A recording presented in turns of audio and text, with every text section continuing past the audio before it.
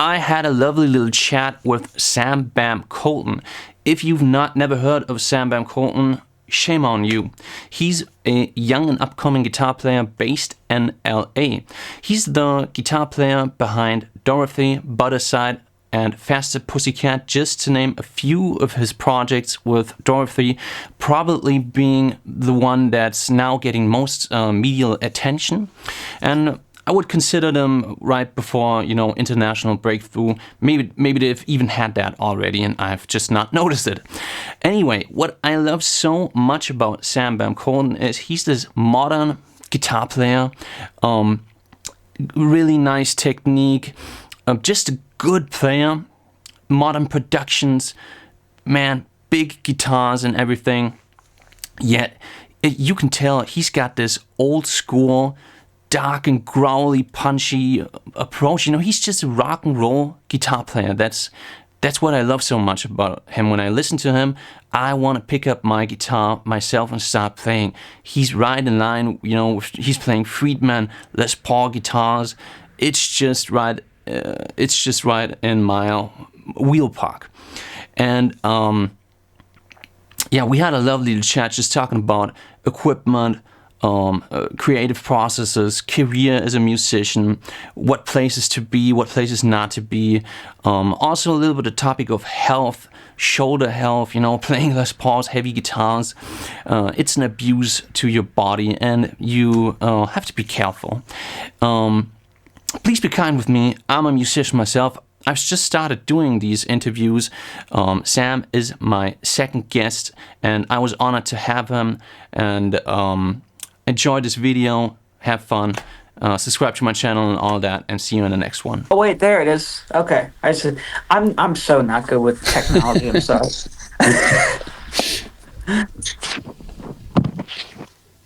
I can see those Friedmans back there. Yeah. Cool. Yeah, I got a couple things. Do you have like an endorsement going with Friedman? I do work with Friedman. Yeah, I actually just was there the other day, kind of dialing in my amp with him. Oh, cool. And it was really, really, really fun and cool experience. Yeah, he's great. So you got like a signature amp already? Do you have something like that going already? No, not anything like that. Just tweaking. Yeah. He was very kind to let me borrow an amp a couple months back for there was a Dorothy show happening around LA area, and my gear was still coming back from another tour, and he let me borrow another Friedman small box, and I was just like, holy crap, this amp sounds good. And then when mine came back, I got to AB the two, and I was like, oh, can you just make mine like that? Okay. And he did that, and then I messaged him about trying to tweak a couple other things, and he was like, yeah, come by with your guitar. So yeah, that's what we just did the other day, but nothing, no signature thing. I feel that the Friedmans are like the cream of the cream when it comes to that kind of Marshall sound. Basically that's what it is, right? It's like a Marshall on just pinpoint perfect soldering, and I don't know anything about the technical stuff inside of those amps, but I just know that they sound awesome. Yeah, it's basically a hot rodded Marshall. That's something like that.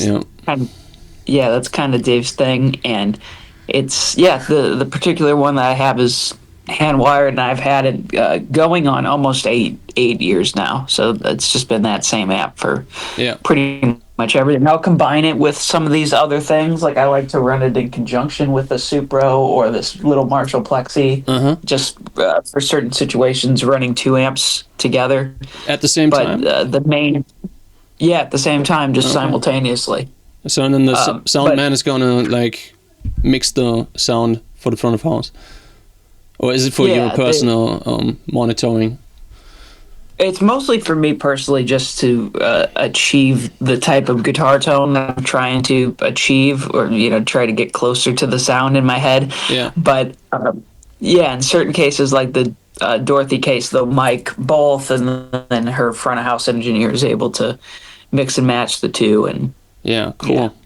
Well, Sam, I don't remember how I discovered you, but it was either through YouTube or through Instagram. It was actually not through Dorothy or through one of your bands, but that came later on.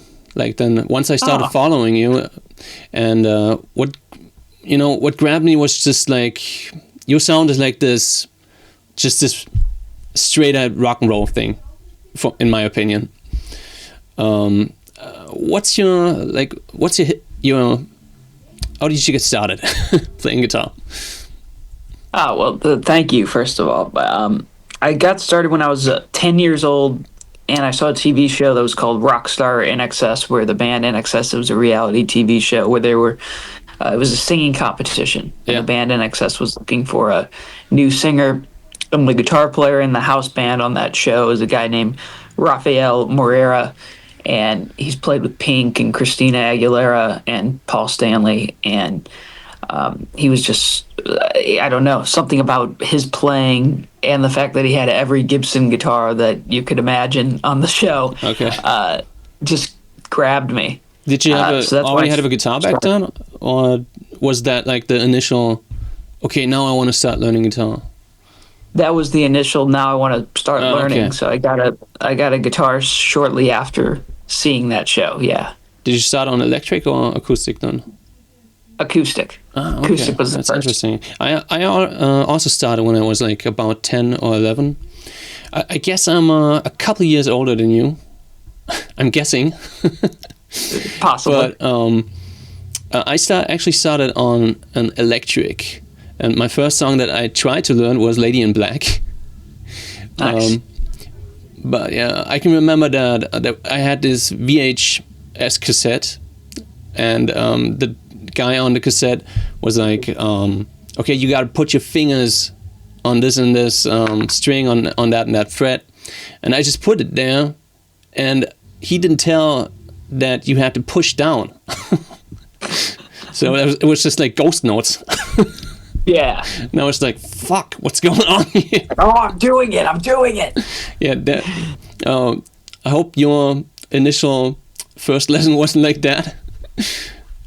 No, I don't really remember my first lesson, but I did, like I said, I did start on an acoustic, and it was just a really cheap guitar. But then, and that was maybe in October, November-ish, and then at the following Christmas, my parents got me an electric, which was a blue Squire Strat. So the electric came soon after. Man, that's so similar to me, because for me it was also a Christmas present.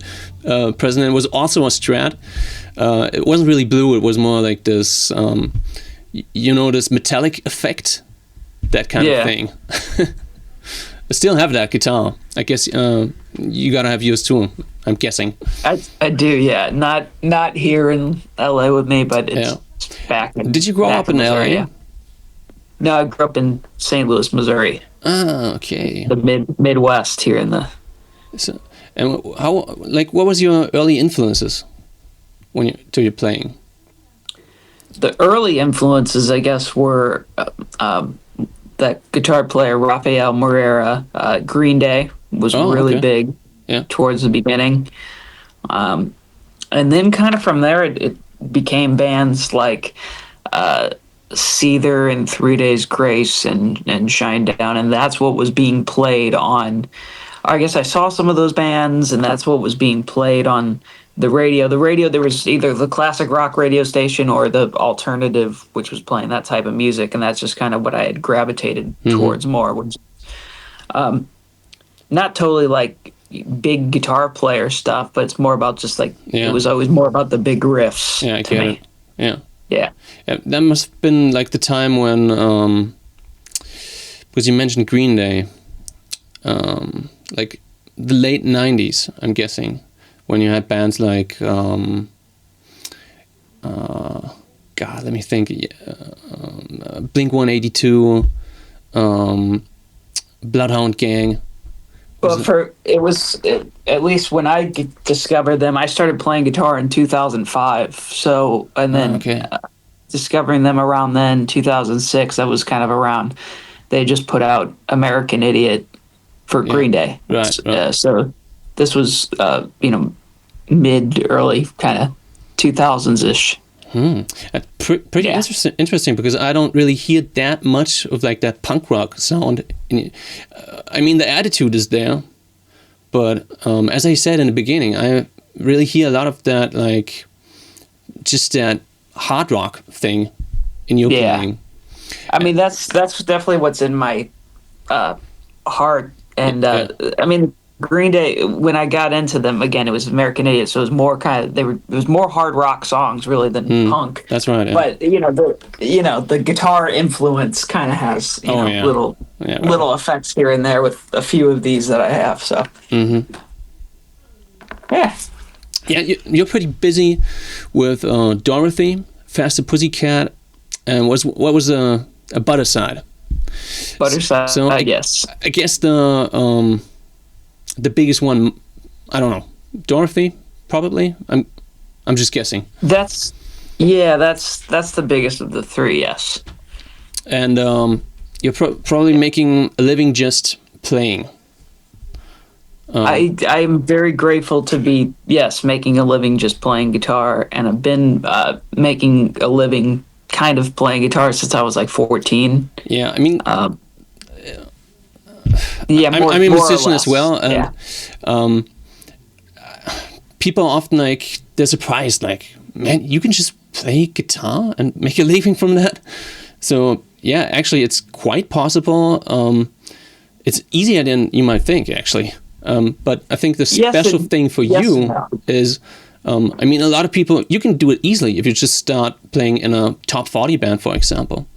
You can kind of quite easily make a living just from playing in a bunch of those bands. Yeah. But the special thing in your case, it's not bands like that. It's bands that make original music. It started as that though. When I was a kid, I grew up playing in bars and clubs, and started playing bars when I was 12, which then transitioned into doing gigs, doing different cover bands around the St. Louis area. But then, since being in LA for the last 11 years or so, it's been mostly working with different artists or original, playing their music, or playing, with Butterside, playing my own music, or I did the cover band gig every so often, and different jam nights, whatnot, playing covers and stuff. But yes, like you said, it is definitely possible, I guess, nowadays to be able to make a living. That career shift, like, did that happen when you when there was a special moment? Like, did you move to LA and then that happened, or did you meet somebody? Did you get into a certain scene? Yeah, I moved to LA when I was 18, right out of high school, to go to college for music. So I went to a music college here in LA called MI. Yeah. And from there, I started going out to different jam nights and different things. They call them jam nights here, but they're not really like, they have always been worked out shows, at least in my tenure here. And so I had a friend who I started playing with in their band, and they got me to play at some of these jam nights, and then just started to meet people and try to make connections in the scene. And one thing leads to the next. Yes, one thing leads to the next. But it was moving to LA, like absolutely. Yeah, absolutely. It was just not the same thing. Would not have happened if I was living in St. Louis. I would still just be doing the doing the old cover band scene, and so moving to LA is really what made it happen, for sure. Yeah, I think that's a pretty valuable advice for people to hear. Like, if you live in a town where there's just nothing happening, like, don't expect. I mean, you got to be the luckiest bastard for you something to happen. Sometimes, or most often, you have to take that action to move to a place where there's something happening, and where there's a scene where you can meet people and you can't replace that. Like, it's not, even what we're doing right now, it's not the same thing. I mean, you have to meet them in person, and then, as you described, then one thing leads to the next. This guy knows that guy, and then you're kind of being recommended, and well, forming relationships with people is really a big thing. So getting to a town where there's a scene, Nashville has a great scene. LA, I don't really know what it's like in New York too much, but that's an important thing for sure, because in your town, at least in my town, I know what the top game in St. Louis, at least, is still just a cover band. So, as far as you can kind of go that's exactly how it is in my little town. Where I live in Germany, in a little town. It's right between. Oh, you did? Okay. Yeah, it's right between Frankfurt and Nuremberg. I don't know if you know Germany. Have you been to? I have been there. Oh, really? On tour? Yeah, it was with Butterside, and it was 2018, and we played the Wacken Festival and played some other shows kind of around. It was really short, brief tour, but that was the main reason for coming over, was Wacken. Yeah, I think it's the biggest metal festival in the world. I believe by far. Yeah, and most of the time it's like it's always raining at the time of the festival. But for the artists, it's not as bad as for the people that are down in the mud. But they love it somehow. Are you like in the studio scene in LA? I know I've been to Nashville a couple of times, and I know the studio scene there a little bit. But I don't know the studio scene in LA at all. Although I've been to LA, but I don't have any connection there. Yeah, I wouldn't say I really know either. I don't have a huge network of studio things. I mean, I would love to do more of that stuff, but it's more so. My lane has always kind of been more doing live stuff and studio things here and there. Working on new music with Faster Pussycat. I've done the new songs with them. I think there's 3 out so far, or 2 singles and a B-side, and there's another one coming supposedly early next year is what we're looking at. New Dorothy record, she actually put out a song today that I got to play on. Oh, cool. Which one? So it's called I Come Alive. Okay. I'll check that one out.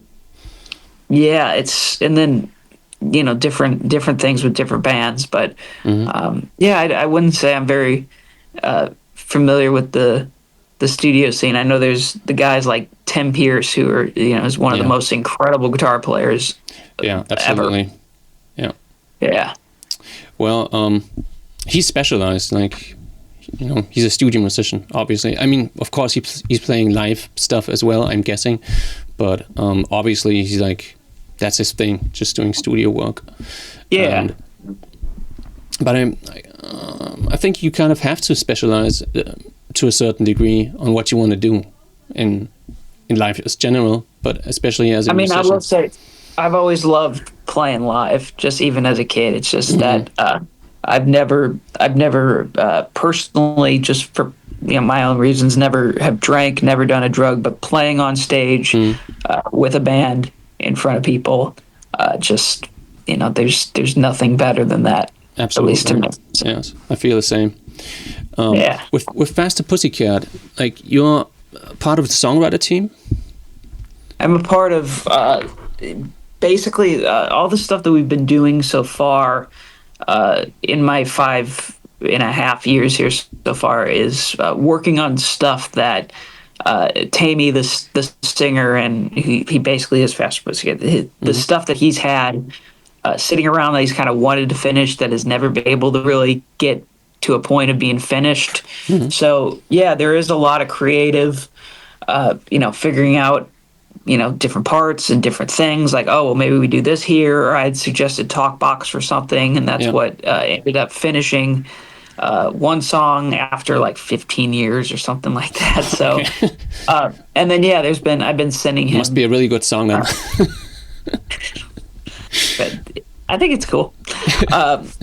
Yeah, and I've been sending him stuff. I'm actually supposed to go over today after we Okay, we do cool. this. I got to give him a call. So yeah, it's a good process. It's fun. I know there's a lot of different ways how you can, as a band, approach being creative and writing different songs. Like you can go in the classic way, just all in a rehearsal room, in a session, writing stuff. But then there's bands like where there's sometimes it's only one person writing the entire thing, like doing demos or typing it in on Guitar Tab, on Guitar Pro even, and just like editing everything until it's perfect, and then handing it over to the rest of the bandmates. So I'm just wondering, like, what's your approach to that whole thing? For me, it's mostly a version of the latter, where with I'll just say kind of with the different groups. Every group is different. I'll try to make it quick. With Faster Pussycat, it's a lot of like working on the guitars and working on that stuff, and then we'll kind of maybe go back and record the drums. That's what's been my experience. And then a similar thing with Butterside, with our record, when we went to work with the producer, it was a lot of just taking the demo and programming drums, and then we'd sit there and figure out if the song needed to get reworked, start recording guitars, and then go back and do drums also at the end, so that you had the time for things to change and you weren't married to anything. Me, when I work here in this room and demo and write stuff, I'll a lot of times just kind of work on my own and then send it to the other bandmates, and then they'll have ideas. Or with Butterside, our other guitar player Logan he'll program drums on the thing, or he'll have other ideas of where to have it go, and then that's how we work. It's a pretty mixed, but it's still like a like a pretty organic approach, I would say. It's not like one mastermind kind of guy who does the whole show, so to say. All across the board, it's still collaborative. It's kind of a marrying of those two processes that you mentioned. Yeah, we're not just getting in a rehearsal room and trying to bang out some rock and roll, but at the same time, we're just working together collaboratively, and then over time, it kind of forms into a thing. Well, it seems to work out the way you're doing it, because you're putting out great music. So, thank you. But there's different ways of doing it, and I'm not saying that any way is right or wrong. And there's people who do amazing music, just composing, like being that classical kind of composer kind of guy. And as long as as long as it's good, what comes out at the end. That's what's fun about this whole thing, is that there's no right or wrong, right? Exactly. So everything's subjective. You're like, I don't know how many shows you're playing, but you're playing a lot, right? Yeah. Do you find time to? Are you even still motivated to keep practicing, getting better at technique? It's like an honest question, because I noticed for myself that when I'm playing a lot of gigs, I kind of need a break. And I kind of get away from having a practicing routine, and I'm not even that motivated to get even better at speed picking or anything. What about you?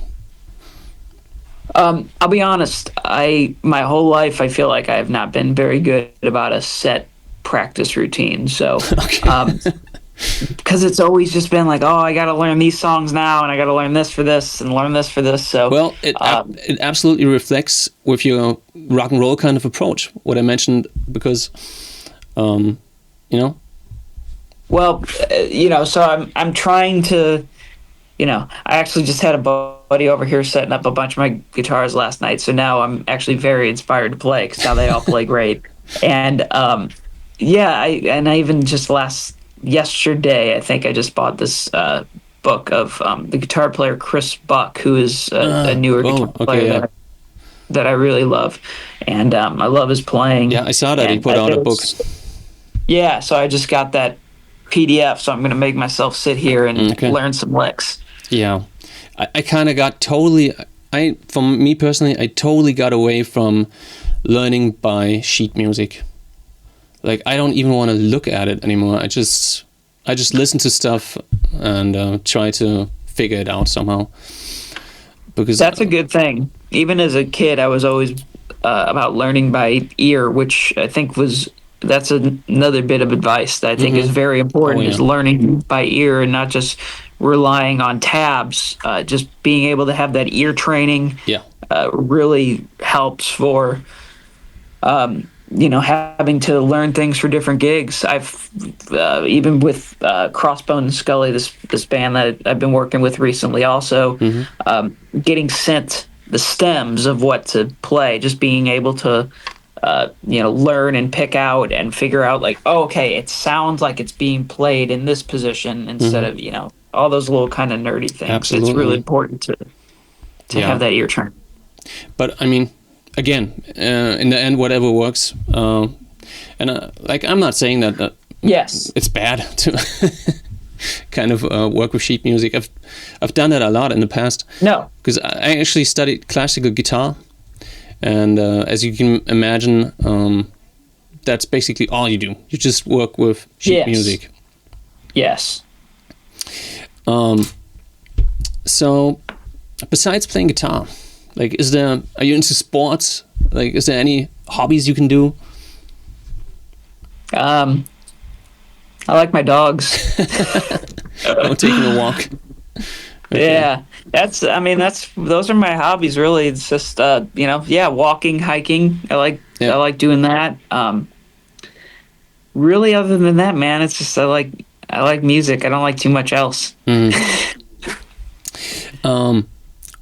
For me, when about 10 years ago, I really started getting like problems with like my back just started to hurt from I was just playing too much guitar, and I figured out that just by doing like exercises, like training exercise, I can fix that.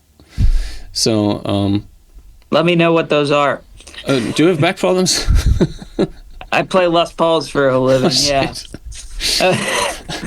Yeah, so it's the left shoulder probably. I just weighed all of them last night, and they're all like, 9 pounds, so that's not... Yeah, it's not oh man. insanely heavy for Les Pauls, but it's not light, so...